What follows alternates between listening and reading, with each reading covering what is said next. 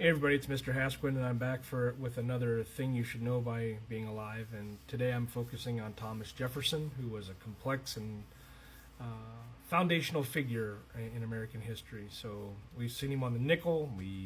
If you're super old, maybe on a $2 bill, and maybe you've even heard that he wrote the Declaration of Independence. But let's go a little bit deeper, right? So Jefferson was the primary author of the Declaration of Independence in 1776. He was only 33 years old at the time, but his words, "all men are created equal, and life, liberty, and the pursuit of happiness," became core American ideals.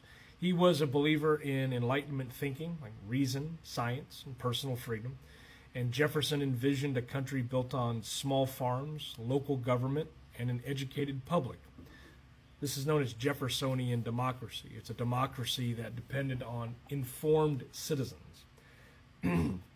So he later became president of the United States. He was the third president of the United States, and during his presidency, he made the Louisiana Purchase in 1803, which doubled the size of the United States. It was a bold move that didn't quite fit his usual belief in limited federal power, but Jefferson believed that it was just too good to pass up.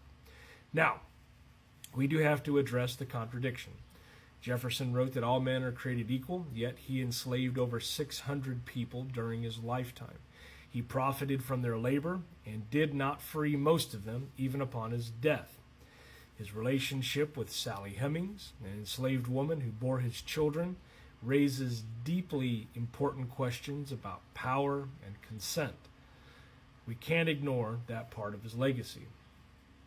As far as his lasting influence goes, he also founded the University of Virginia, advocated for religious freedom, and strongly believed in the separation of church and state.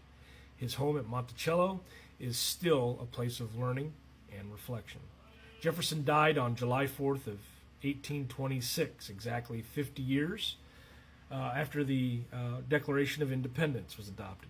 And like I mentioned earlier, so did John Adams, his friend, political rival, and then friend again.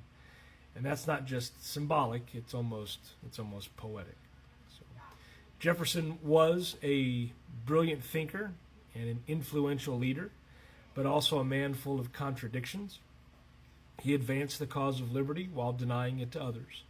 And that's the kind of historical complexity that we need to study. We need to study that honestly and thoughtfully. Because understanding people like Thomas Jefferson isn't about putting them up on a pedestal or tearing them down. Instead, it's about learning from all sides of their legacy. Thanks for watching.